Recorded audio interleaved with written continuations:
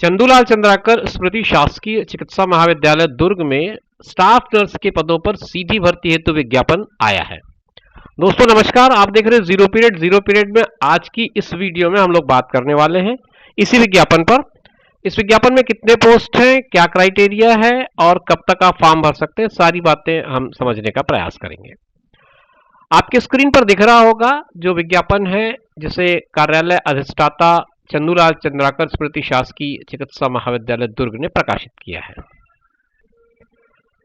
विज्ञापन 9/6/2022 की डेट पर रिलीज किया गया है। छत्तीसगढ़ शासन चिकित्सा शिक्षा विभाग मंत्रालय महानदी भवन नवा रायपुर के पत्र क्रमांक का उल्लेख करते हुए ये कहते हैं कि चंदूलाल चंद्राकर स्मृति शासकीय चिकित्सा महाविद्यालय एवं संबद्ध चिकित्सालय हेतु स्वीकृत स्टाफ नर्स के जो रिक्त पद हैं उसके लिए 6 जून के पत्र के माध्यम से अनुमति प्राप्त की गई है और उसके आधार पर इस वेबसाइट का आईडी मैं आपको इन सर्कल करके दिखा रहा हूं। इस वेबसाइट पर 17 जून से स्टार्ट होगा और 15 जुलाई तक ये आवेदन पत्र आप सबमिट कर सकते हैं। मतलब अभी ये विंडो खुली नहीं है, इस विंडो को ओपन होने में अभी टाइम है। 17 जून को यह विंडो ओपन होगी और 17 जून से 15 जुलाई तक इसमें आप अपना आवेदन सबमिट कर पाएंगे। कितने पद हैं, किस श्रेणी में कितने पद हैं, ये सारी चीजें अगर समझना हो तो आप वीडियो पे बने रहिए। आगे मैं आपको बताऊंगा किस श्रेणी में कितने पद हैं। आप अपनी स्क्रीन पर देख पा रहे होंगे रिक्त पदों की संख्या और शैक्षणिक योग्यता किस प्रकार होगी, उसकी पूरी जानकारी एक टेबल के माध्यम से दी गई है। पद का नाम स्टाफ नर्स है, आपको L7 का मैट्रिक्स मिलता है। 176 टोटल नंबर ऑफ पोस्ट है। इसमें अनारक्षित मुक्त है 47, महिला 22, दिव्यांग 5। इस तरह से अनारक्षित कैटेगरी में 74 पोस्ट होते हैं। मतलब अनरिजर्व की जो कैटेगरी है उसमें 74 पोस्ट टोटल होते हैं। अनुसूचित जनजाति के लिए 37 मुक्त है, 16 महिलाओं के लिए है, 3 दिव्यांग के लिए है और कुल मिलाकर के 56 हो जाता है। तो एसटी में आप आएंगे तो 56 पोस्ट आपको टोटल मिल पाते हैं। अनुसूचित जाति जिसे एससी कहा जाता है उसमें 14 मुक्त पद हैं, 6 पद महिलाओं के लिए आरक्षित है, 1 पद दिव्यांग का है और कुल मिलाकर के अगर जोड़ दें तो 21 पद हो जाते हैं। तो 21 पद 21 पोस्ट एससी के लिए हो जाते हैं। आगे बढ़े ओबीसी के लिए तो 17 पोस्ट जो है फ्री है, मुक्त है और 7 पद महिलाओं के लिए आरक्षित है, 1 पद दिव्यांग के लिए आरक्षित है। कुल मिलाकर के 25 पदों का सृजन किया गया है। तो अगर आप ओबीसी कैटेगरी में जाएंगे तो वहां पर आपको 25 पोस्ट मिलेंगे। ये सबको अगर मैं जोड़ता हूं तो 176 पोस्ट की टोटल रिक्रूटमेंट की जानी है। एक नोट लिखता है वो, उसमें नोट लिखते समय वो ये कहता है कि जो शैक्षणिक योग्यता है, शैक्षणिक योग्यता मैं आपको बता देता हूं क्या क्या है। शैक्षणिक योग्यताएं बहुत क्लियर हैं, आप देख पा रहे होंगे। बीएससी नर्सिंग या पोस्ट बेसिक बीएससी नर्सिंग प्रशिक्षण उत्तीर्ण होना चाहिए। केंद्रीय छत्तीसगढ़ राज्य नर्सिंग काउंसिल में पंजीयन होना चाहिए। ये 2 बहुत इंपॉर्टेंट क्वालिफिकेशन होते हैं, वो जरूरी हैं।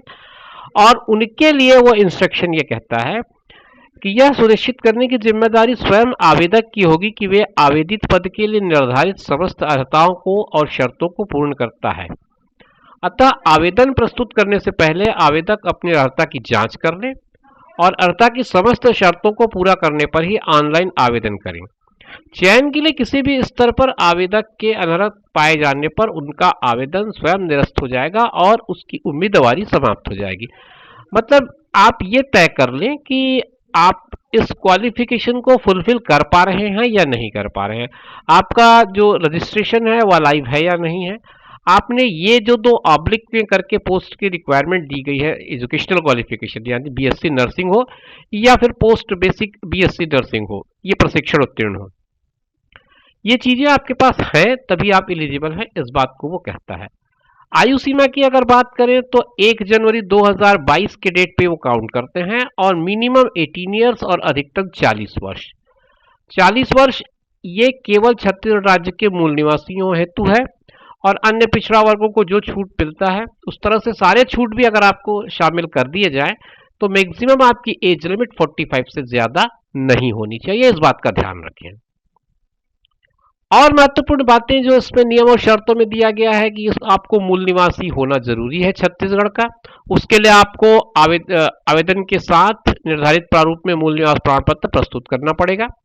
दिव्यांगजन के लिए राज्य मेडिकल बोर्ड का निःशक्तता प्रमाण पत्र जरूरी है। चयनित उम्मीदवार 3 वर्ष की परीक्षा अवधि में रखे जाएंगे। पदों की संख्या के बारे में वो कहता है कि वो कम या ज्यादा हो सकती है। तो ये सारी बातें जो आमतौर पर हर विज्ञापन में लिखी होती वो सारी चीजें इसमें लिखी हुई हैं। विज्ञापन का सबसे महत्वपूर्ण हिस्सा है चयन की प्रक्रिया। चयन की प्रक्रिया किस तरह से निर्धारित की जाएगी उसके बारे में स्पष्ट कहा गया है कि स्टाफ नर्स के पद हेतु बीएससी नर्सिंग या पोस्ट बेसिक बीएससी नर्सिंग प्रशिक्षण उत्तीर्ण के कुल प्राप्तांक आपने जितना भी पाया है उसका 80% आपके एजुकेशनल क्वालिफिकेशन से लिया जाएगा। शासकीय स्वास्थ्य सेवाओं में किए गए कार्यों के प्रत्येक पूर्ण वर्ष हेतु 2 अंक और इसकी लिमिट होगी 10 अंक तक की। अगर आपने 1 साल काम किया है तो 2 अंक मिलेंगे, 2 साल काम किया तो 4 अंक मिलेंगे, 3 साल अगर आपने काम किया हो तो 6 अंक मिलेंगे, 4 साल काम किया है तो 8 अंक मिलेंगे और अगर 5 साल काम कर लिया है तो 10 अंक मिलेंगे। इससे अधिक भी अगर आपने काम किया हो तो आपकी लिमिट 10 अंक तक ही होगी, मतलब 10% आपका एक तरह से इसमें चला जाएगा। बिंदु क्रमांक 3 का 7 के अनुसार कोरोना वैश्विक महामारी में किए गए कार्य हेतु 10 अंक। ये बिंदु क्रमांक 3 और उसका /7 कह रहा है, इसको आप ध्यान से पढ़ लें। इसमें अगर आपने कोविड के दौरान काम किया है तो 10 अंक वहां से मिलेंगे। तो 80, 10, 90 और 10, 100 इस तरह से 100 अंक की एक प्रावीण्यता सूची बनेगी। समान अंक अगर हो जाते हैं तो जन्मतिथि के आधार पर वरीयता तय की जाएगी। जिसकी जन्मतिथि पहले होगी उसे प्राथमिकता दी जाएगी। तो ये चीजें चयन प्रक्रिया के बारे में है। अभी थोड़ी देर पहले जो मैंने उल्लेख किया 3 का 7 ये वो बिंदु ये है, आप इसको पूरे डिटेल में पढ़ सकते हैं। आप थोड़ा सा पॉज कर लें और अगर आप पॉज नहीं कर पा रहे हैं तो मैं आपको बता दूं कि ये विज्ञापन चंदूलाल चंद्राकर मेमोरियल हॉस्पिटल के वेबसाइट पर है। अगर आप वहां खोज पाते हैं तो अच्छी बात है, अन्यथा आप मेरे वेबसाइट पर जा सकते हैं। मेरे वेबसाइट पे ZER उसके बाद आप 0 लिखिए, उसके बाद PERIOD.in ये लिख दीजिए। यहाँ पर ये वेब आपको PDF मिल जाएगा, उसमें पूरी जानकारी आप वहां से भी चाहे तो डाउनलोड करके पढ़ सकते हैं। मेरे टेलीग्राम चैनल पर भी ये उपलब्ध है।